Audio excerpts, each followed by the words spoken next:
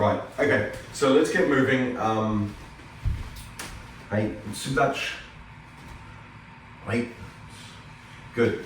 So what I want to talk about today is, let's talk about just back stance, just in general. Okay, so I want to focus on Kokutsu Dutch, just do an overview, and then just work through a couple of drills. And it's a really and then finish off probably with hand knee down, right, which is really where it's introduced properly. So, you know, as you do the stance, you want to make sure it's really about that idea of controlling weight, right, in a really smart way. So one of the things that people often forget is when you talk about weight distribution, you always think Kokutsu Dutch, you know, 60-40, back stance 70-30. What people often forget about is they forget about the smaller number, right? So when you stand in a stance, it's not always just, yeah, your weight centered back, but you've got to remember about that 30% of weight that's also sitting forward, yeah? And so, you know, that's continually driving back. And so I think that that's sort of an important piece to think about, and it's important as we sort of carry on through this particular class anyway. You're going to see that. So from here, just nice, relaxed, hey yoi. Just stepping forward, just nice and classically, just step forward into Kokutsu, okay? Stepping forward with the left leg, hey, kamae, hey, ich, down. So just feel the stance sit in, stepping forward, knee, some. Good, one more, sheep. Now back, itch, knee, some, sheep. Good, and up. Good, so as you stand on the stance, a couple of things to think about, right? Number one, front leg of forward stance. If I shift, it's the same structure as the back leg of back stance, yeah? Right, there's no difference between the two. So when you think about that, the piece that's really important here is that your front knee, or your back knee rather, sits forward over the toes, right? So there's quite a nice sort of deep bend over that. So if you dropped a stick straight down off my kneecap, it would hit me square in the big toe. Right? So you want that sort of structure there. So you want this straight up and down. Depending on your flexibility or your body structure, and mainly femur length and the way your hip connects in, there can be a slight angle to the actual stance itself, right? So what you're aiming for here, remember, the functionality of Kokutsu Dutch has two major roles, right? One of them is to stop you moving back, right, is number one. And the second is to really load, or to shift your weight back and stop it moving back. And then secondly, to load that back leg.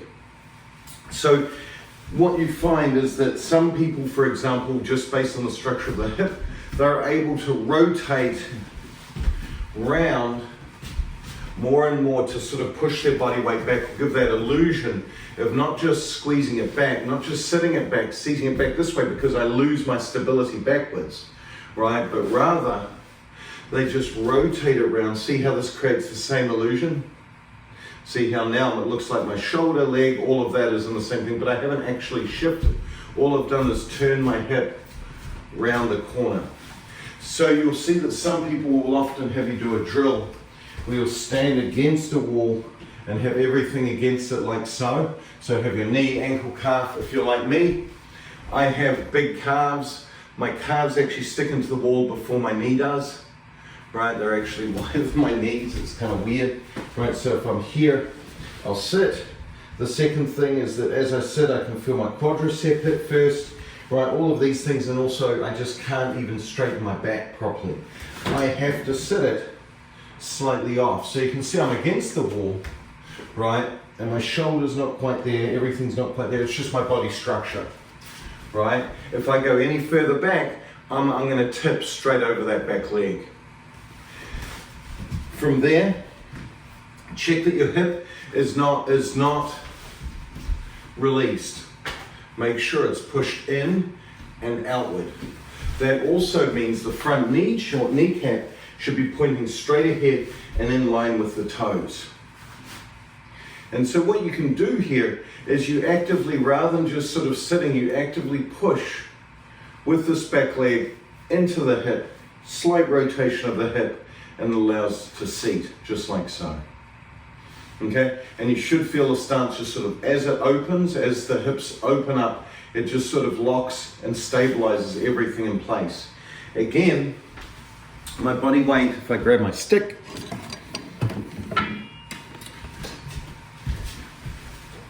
my body weight here is clearly not 50-50, right? So if I'm going right through my belly button here, you can see that my body weight is clearly not 50-50. It's rather 1/3, 2/3, 3/3. It sits exactly 1/3 back, which ironically is 66%, which is 33 on the other leg. It's that 70-30, right? It's that idea of sitting right back on that leg, okay? So that's important. So don't start falling for the, if I go any further back, my weight distribution changes to almost 70-30. You can see there's my center, comes down, reads here. That is not 30% of my body weight, right? So this is important, all of these kinds of things, yeah? So just double check on that as you sort of go. There's all sorts of drills that you can do from here that can be useful to help develop sort of the strength in the back hip as you do this. So from here, we can just sit. What's going to happen is you're going to lose your butt as it goes, but just from here, just doing a single leg squat, from here, just sitting down and coming up.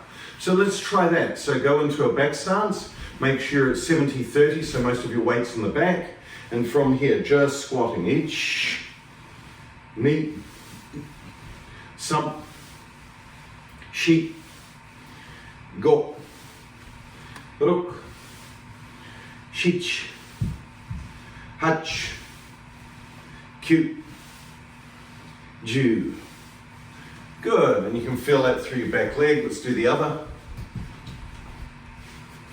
Okay, so again, make sure that you're seated backwards, you're not just squatting. None of this, right? Make sure you're here, and it's going back, and then this way. Ready? Each, knee, some, sheet, go, rok, shich, hach, cute, ju. Good, and relax. So this helps sort of get that knee and that hip sort of nicely warmed up, right? That nice little bit of synovial fluid. So when you drop into stance, all of a sudden this feels comfortable, right? And so what you're looking for here is as you sit back in the stationary stance, you find that your knee bends as far as you can, right? Just the same way dachi does here. My knees bend, right? My leg pushes back and in, and I open my hip out, and everything stops at a height. I can't force this down any further. That's it. I am stuck on my tendons and ligaments. It's not actually muscle holding me up. I'm just sitting. If I release, if I unclick my hip, now I can go down. But here, see, my hip won't go under. It's only here, only at this height, that everything clicks into place. So the stance itself, the structure of the stance, is very much like a suspension bridge, yeah?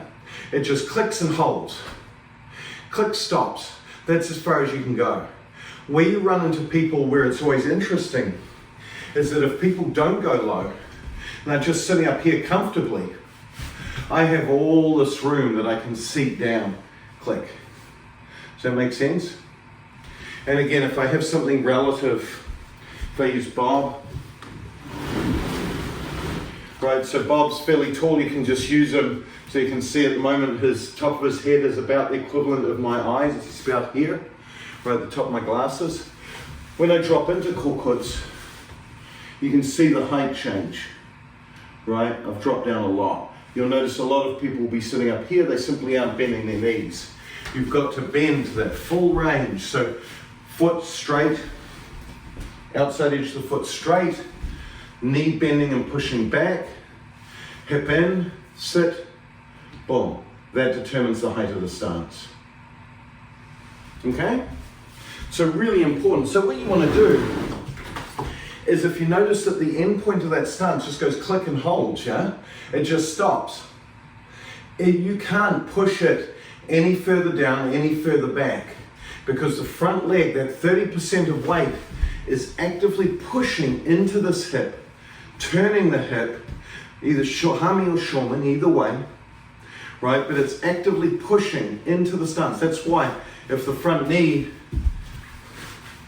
is pointing on an angle, you're not pushing back. It's got to be straight. It's got to be active into the back hip, right? So it's pushing into this wall, if you like. The action of the stance is very much like this. I'm just leaning, pushing. And the back leg serves as that wall here by me engaging the hip, engaging the rear butt, right here. Engage, sit, seat. Make sense? Wait a minute, I saw your thing pop up, Chuck. I'm going to have to.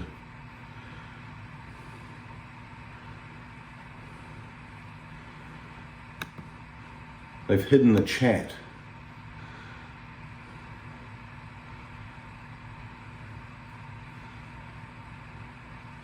Yeah, so what happens, so Chuck sort of asked a question about kibadachi or kokutsu, holding one versus the other. The difference is that when you're in, there's no difference in terms of the back legs, but it's a double suspension bridge, right, in kibadachi. So if I'm here, what I'm doing is as I seat, right, it's like going down, and it's like I've got a plank of wood and I press on it and the wood bows, right, out. So it just sits, and then as I run out of room in my knees, see how I'm just still bouncing, I lock it in, boom, with my hip. And that just stays, right? And I can just sit here quite comfortably for as long as I want, because my ankle, my feet facing forward, my knees down, and again, this is this version of kibadachi, right? So it sits here, and notice with me, there's a slight angle to my legs. My feet are slightly further out than my knees. They go over my front toes, right, or just on the inside edges, right, and they sit. You'll notice that some people have a little bit shorter because they want to look fancy, so they push their knees out like this. That's not correct. That's, you feel a change in the suspension bridge. Goes out a little bit wider, and you can also have people that make it even wider and make the suspension bridge wider. That's okay as well, just depends on your purpose. But for me, it's about here, about the same length as I do my zenkutsu. It sits, knees bend, hip tucks, boom, tendons take over. When I switch to kokutsu, I simply ball of my foot, rotate it round. So all I'm doing now is just pushing more into that one leg. And so what happens, it's the same feeling, but when you hold it for a long time, this leg will fatigue earlier, quicker, because your weight is not being distributed over both legs. You're carrying more weight, you're carrying 70% of your weight on that back leg versus just 30 rather than 50-50. And you start to feel it. But in terms of the connection of the back leg into the stance, it should feel identical. If you find that you're getting knee issues from in kokutsu, right, or if your knee or things start falling, you're probably pushing it too far back for your body, because as I push further back, I can feel more and more of a strain on the inside of my knee versus sitting here. What you're doing is your joints coming up. So if this is my ankle, this is my knee joint, instead of it sort of sits here, right, like this with the bend, that way, I guess, whatever. As I sit further and further, you'll find that there's a slight angle to this. You want this knee to match. You're starting by pushing this and your hip back, hips up here, back, it's causing the joint to roll and causing strain on the knee. You've got to make sure the knee is just acting as a hinge and moving through that same feeling of pushing and bowing a piece of wood, right? The knee joint doesn't exist. The second you start pushing it too far back, that's going to create strain on the knee. It's got to be just how it normally and naturally bends, see? That's not how my knee bends. You see what I mean? So if you want to try it, just sit where you normally sit. It'll be my pants up, You don't need that show this early in the morning, right? Just sit and just squat. If you go further back, now from here, keep that same pressure into the knee and then just try moving, and you can feel your knee almost wanting to pop. Does that make sense? You've got to listen to where that is, right? And what you're doing there is you're just forcing your knee to open further out. In this case, as I push further back, it's opening the joint this way rather than this way, which is how it's supposed to. Make sense? You're pushing it to those extremes. The way, Dachi Kokutsu, most of our stances, the way you want to imagine them, is that, and Hangetsu is another example, Hangetsu and Swanson dachi is a perfect example. And this is not as dynamic as I want the class to be. But as you hear, people pull in on their knees, right, and wonder why their knees hurt, right, for the hourglass shape. The hourglass shape comes from me simply sitting and bending my knees, right? They just go naturally, just bending down, and then I squeeze from the top. You see what I mean? So it's not my knees that make the pull. It's just my hip that turns the entire structure inward. Does that make sense? As I squeeze up. Because your hips are designed to open and close and roll. That's why you can do all of this kind of action, yeah? Your knees are only designed to bend. It's hinge joint. You see what I mean? And you've got about 15 degrees of flexion side to side. That's about it. So you want to maintain within that, and preferably in the middle of where that is. Does that make sense? So whenever you make a stance, you should feel like you just don't have knees, or they're bending in the directions that they need to go. But these ones where you're creating tension to hold yourself up while in a bent knee position, it's got to come from between here and your contact point with the floor. There should be no tension in the knee joint itself. So don't, as soon as I come back further, I can feel my knee coming into the picture. You see what I mean? And that's why this leaning against the wall kind of crap is dangerous in my mind. Does that make sense? I don't think it's good unless you've got the body shape that can do it. And not very many Westerners have that body shape. Our femurs are just simply too long. Okay? Our knee and hip structure is just goofy, right, for karate. Okay? So, really important. So, let's think about this dynamically. And also the other small point that I want to make is that when I do Kokutsu, something that I learned fairly late in my karate career, well, last about 15 years ago, I guess, but one of the things I learned fairly late is my heels are not directly on the line together. I don't make this shape, right, with my heels. I actually make it this way. So my heels, if you have a look, I actually stand either side of this blue line. See what I mean? So not this way, but here. So when I step out into stance, I'm actually not in line, like heel, if I draw a line back. So if my heel's on this blue line, my heels are not on the same line. It's actually that my heels are on the opposites, are on the side of the line. Does that make sense? And that tiny little adjustment gives you a whole world of side to side stability that you never had, and the ability to move your hips, okay? So that's something that's really important, and it's always been done. It was a misinterpretation, and somehow it got into all the books, okay? But it's incorrect. You want to have that slight this versus this, okay? With back leg, front leg, boom, okay? So not this way, and then straight out, okay? Okay, so let's make the stance. So nice and relaxed. We're just going to step forward. Yeah. Okay, so let's think about that. So if we're here, just rolling forward, hey, good. So here's a question for you. Which, as you step forward, should you rotate on the ball of your foot or the heel? Just in this first one, just from here, from Yoi. Who votes heel? Who votes ball? The answer is it doesn't matter. It depends what you want to do. Okay? I generally will drive forward on the ball of my foot. As I come forward, because my action is to move my center forward, I won't rotate on my heel unless I want to stay in place. And for me, that's super awkward. What I do normally is I'll actually rotate forward on the ball of my foot, connecting my weight. And what that does is that allows me to shift my body center a little bit further forward as I'm driving forward. Does that make sense? But there is nothing to say that you cannot drive on your heel either, okay? I find it personally a little bit weaker, right? And if you look at people when they're actually, even good people who've just told you to move on the heel, if you watch them 10 seconds later, they're often moving on the ball anyway, okay? Even though it just came out of their mouth to move on the heel, okay? It's more natural, it uses the gastrocnemius, I prefer it, but it doesn't have to be that way, yeah? Okay, so let's move forward. So just from here, stepping forward, hey, each, boom, connect. So feeling that weight back, feel your front leg pushing in. That's going to cause the hips to remain level and not up, right? So you don't want the hip to come up. Make sure it's connected in. You could almost think about it as almost a tilt, but you don't want to make it that much.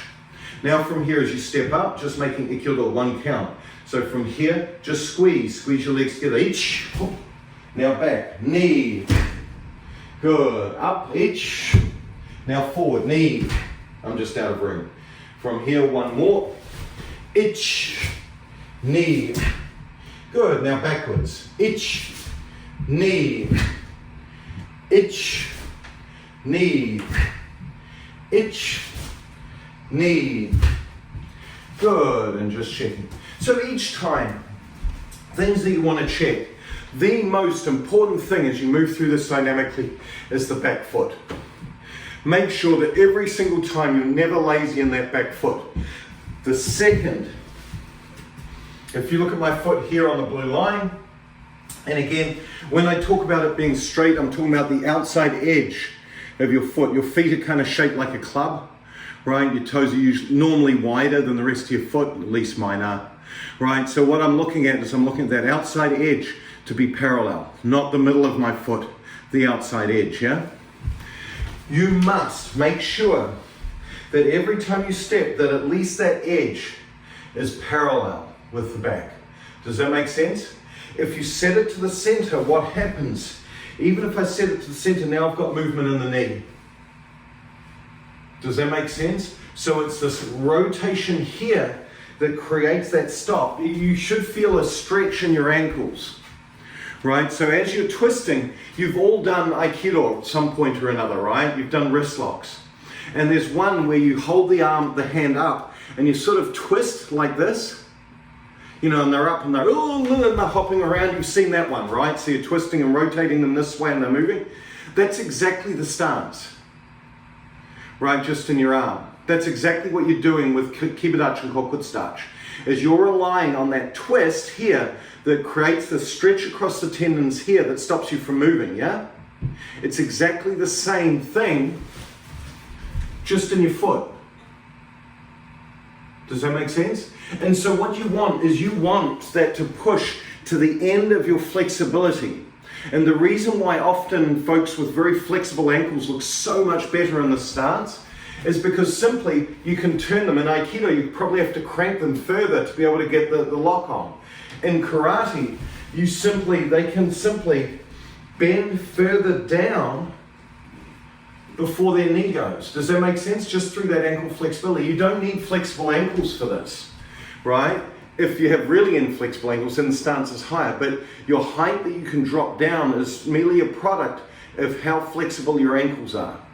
And the flexibility of your ankles determines the height of the stance, which determines where it connects. Does that make sense? So you're relying on that ability to bend your knee, right, while pushing outwards. Does that make sense from the hip? That's how the stance made. So you're literally just screwing it down. And so what stops you is this. That same thing when you're doing Aikido and you're stretching.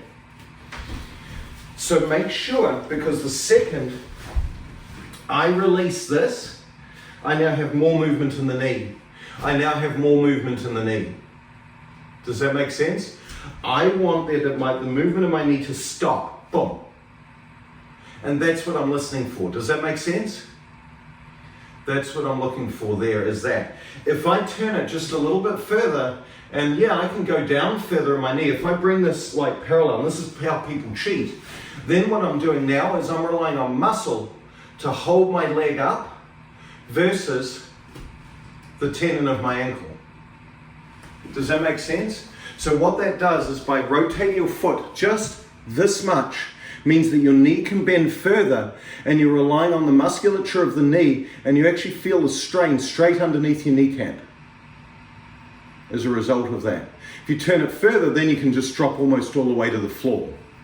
Does that make sense? So you're trying to keep the pressure here up the side of the ankle. The second you relieve that, it goes into the knee. Okay? And if you want to feel the extreme, you can do what my wife does. She has goofy kind of loose ankles and knees, right? And just do joints. Just turn this a little bit further. Turn it off straight. So now from here, instead of being straight this way, I'm just turning it in a little bit further. That's going to lift your stance up. It's going to feel horrible. So if I'm here, I turn it a little bit further and then notice it's even less movement. You see what I mean? Let it go a little bit just so the edge is right. Boom. Now that knee can engage. If you go further now, just let it relax a little bit further. You can push down further, but immediately now you can feel your kneecap. You go a little bit further, the pressure's taken off the kneecap, but now there's nothing there. You see what I mean? So that's where that sweet spot is. And for many people, where that actually holds is up to you to find out. Does that make sense? We say the outside edge, but for example, when Holly, when she goes into the stance, my wife goes into the stance, she actually has to rotate a little bit further to make up for the looseness of her joints. And everyone's jealous of her. It's not fair. Does that make sense? Does this help? Again, this is about figuring out where that knee, that pressure comes in. Because you want the tendons of the ankle to override how far the knee pushes. Does that make sense? Because this is safer. You do this kind of movement all the time. But you don't do this movement where now I have to use the knee to drive off. You see what I mean? You're relying on a brick wall to be able to bounce. And that's why the ankle sits, boom, connects, and then you're in the direction you're going. Does that make sense? Okay, so let's try it again. Pay particular attention to that feeling in the ankles as you move, right? Hey, you wait. Hey, itch. Boom, and again, feel where that goes. It can be very tempting to just let this go all the way. Just be strict in that back leg. Knee, some, she. Good, back, itch, knee, some, she. Good, and up. Right, and every single time, that's what creates the solidness of the stance. Thunk, thunk, thunk, thunk. Make sense? Check. So the other thing to check, of course, is make sure that you're not, look, Mum, I'm in stance. The other place that the connection needs to happen, of course, is in the back. Having that nice straight back, that connected, boom, just that pelvic tilt that just locks everything in place. Yeah? Okay, next one. From here, let's move this time. I want you to pay particular attention to when your body weight moves, when the bulk of your weight shifts in stance. Right? Is it at the beginning or is it at the end? Okay, and when I'm talking about the half, is it moving up to halfway or is it moving on from halfway? The answer is obvious, but I want you to just think about it and think about it relevant to what we've been doing. So sit in stance. So 2 counts. Itch, knee, itch, knee, itch, knee.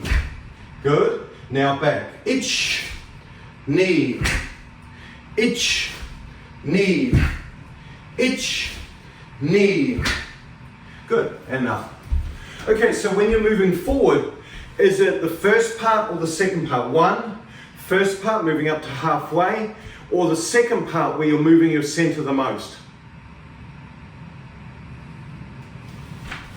As I go up to halfway, from here to here, or here to here. It's going to be part 1, right? That's where your center moves the most, to make that squeeze. How do you make that action? You simply make a squeeze, right? The idea here is you're not pushing off this, but rather closing your legs together as they shift, right? That same action that we were talking about a couple of weeks ago with that squeeze of the front hip. Use that squeeze of the front hip. That will happen naturally with the drive, right? This is very Zenkutsu dachi, the end of Zenkutsu dachi kind of feeling. Make that squeeze just to get to here. Then, as you come through into the next position, feel your hip, feel it just explode, bang, and it comes out. And your body weight will shift. The thing you want to do is control your weight, make that a squeeze, don't make it a push through. So the trick comes in is as people shift, they often just push their body weight and step, and notice I'm all off kilter, I'm all off balance. Rather than think about pushing your weight forward, think about yourself as squeezing your legs together, then opening out. Make that collapse and then expand it again, right? So think of it as an open close kind of action rather than a stepping forward. Your body weight will shift massively in the first part, and then only a little bit, about the width of your hips plus whatever your femur length is coming forward as it goes out. Does that make sense? So as you go, so that's this, and your foot just makes that squeeze forward, your back foot just makes that little bit of action as it steps in. Does that make sense? So I want you to think about this as an open close, just moving forward. We'll talk about moving back in a sec. Okay, you ready? Hey. Ich, close, open. Ni, close, open. Sun, close, open. She, close, open. Good, and relax. So notice in that feeling, it's just simply a close open. Notice how much more controlled you are, right? If you go back now, all I'm going to tell you is drive your back leg forward in the stance. Ready? So it's just you're just going to swing it through. Ready? Ich, ni, sun. Good, and up. So notice how it's harder to control. So what I want you to do now is I want you to combine the two actions. I want you to drive off the back leg the same way, use that squeeze, just the same way that you did from Hami to Shomen to make that squeeze through into Zenkutsu. But all I want you to do is I want you to think close open, and I just want you to swing the back leg. Does that make sense? But control this back, control the narrative in this hip, this open close. This controls the narrative. Does that make sense? This action controls the narrative. This one's just going to swing through. So drive off the back leg, make that push, but control the narrative with this hip. Does that make sense? Use this to open and stop. That thunk of this leg, thunk of this leg. Does that make sense? And if that's making the correct shape, that will stop your movement forward. So ready? Try. Hey, ich, ni, sun, she. Good. Turn. Ich, ni, sun, she. Good, and relax. And doesn't that feel better? Right? So now what you've got is you've got this drive of the back leg. It's not just closing. You've got this feeling of closure, but you've got that drive that you've worked towards, and then as this opens, it just stops. It stops the momentum, puts the brake in. And the brake is happening from the hip, and the heel hitting the ground, and it stops. Now when you move backwards, where's the biggest amount of movement happening? It's happening now in the second half, isn't it? Right? So how you want to think about that is this time, as you make the squeeze back, of course, it's going to be all about getting this leg closed. But once it's here, what you want to do is use this back leg that's really bent up to now drive back into the stance, and the back leg just stops it again, stops it like a wall. Does that make sense? So what I want you to do is this time, I want you to step, I want you to just be mellow, just come up, and I want you to push off that back leg.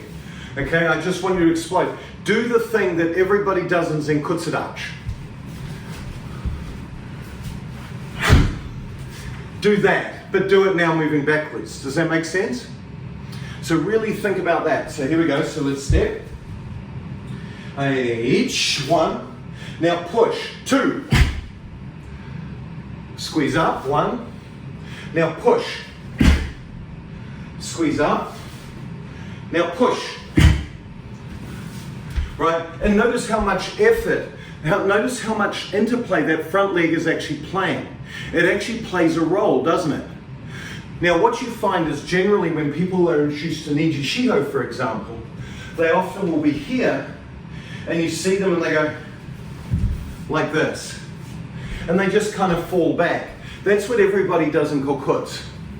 There's an active push of this front leg into Niji Shiho that allows you to make the drive. You see what I mean? It's super obvious now that I've just shown you the difference between the two. If I had shown you before, you wouldn't have seen it. So you've got to have that active drive in the back stance, into the back leg. The other point that I was going to make is notice how particular I was about structure of that back leg at the beginning of the class. Now you can see why, because if you don't hit that position, everything's broken. I hit back, I turn my foot slightly further out, I can't connect it. And that's why you're seeing people hop around when they hit stance. You've got to connect it, boom, it goes into that one position.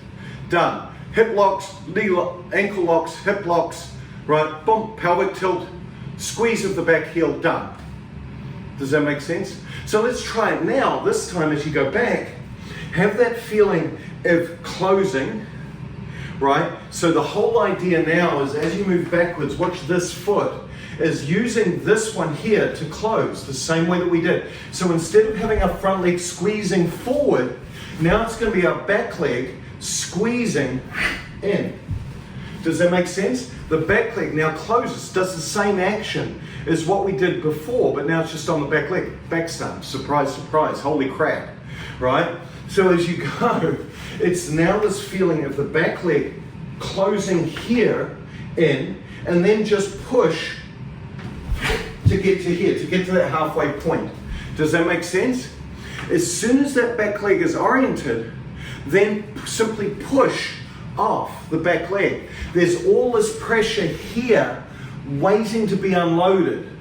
Does that make sense? So squeeze it, aim it up to where it needs to be, and then push. You see what I mean?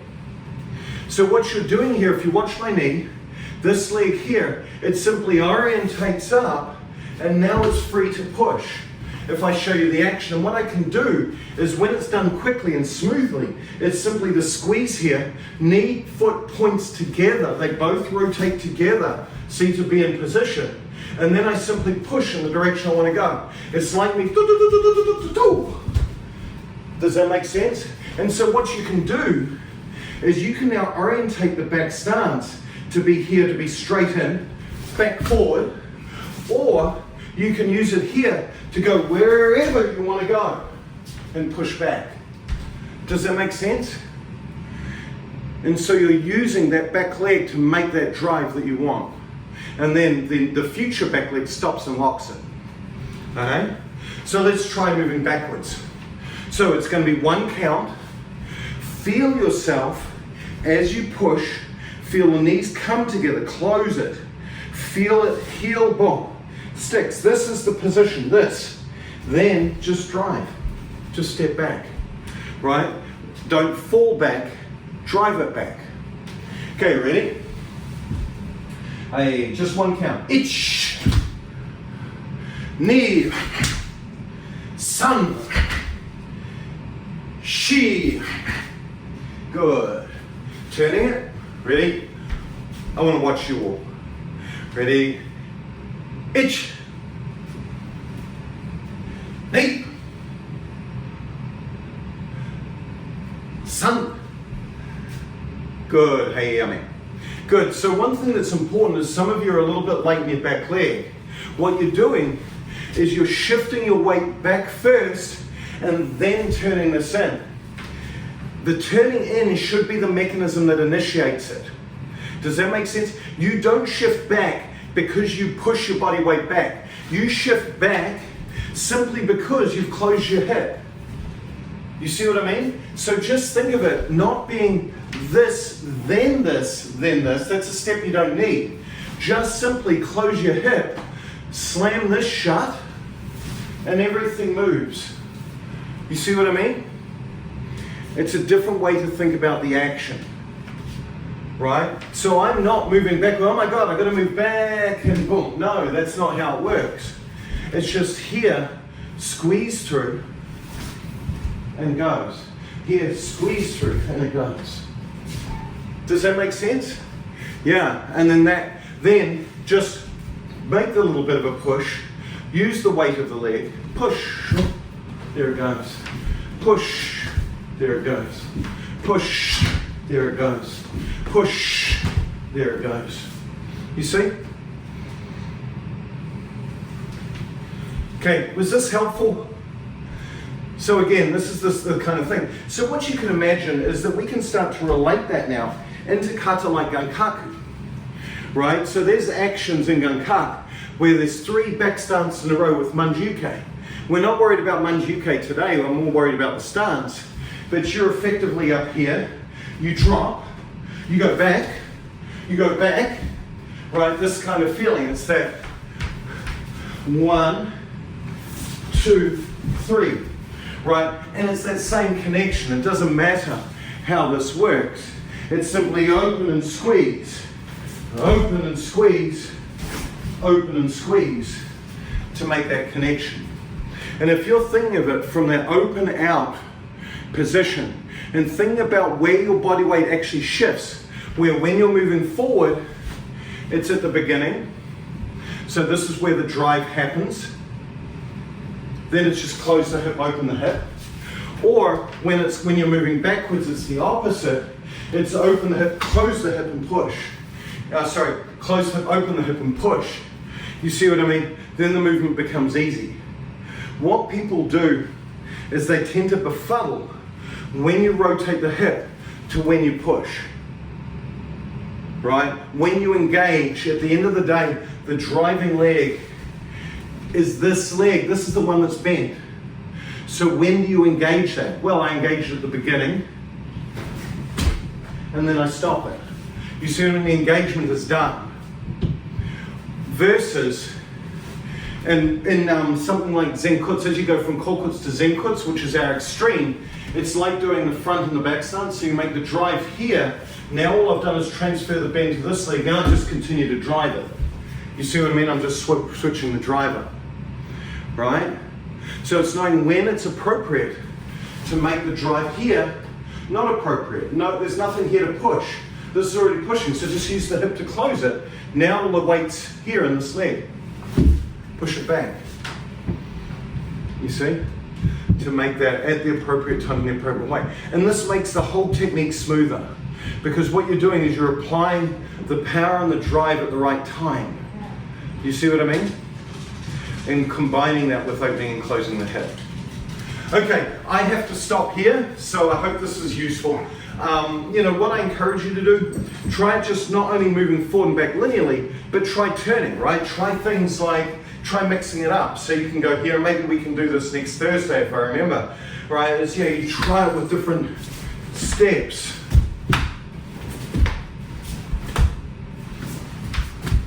You see what I mean? Of just different ways to step through the stance and understanding where and how that pushes in or doesn't go. Does that make sense?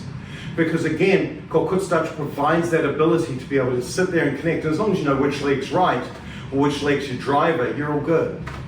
You see? Okay, hey, super Dutch. Right?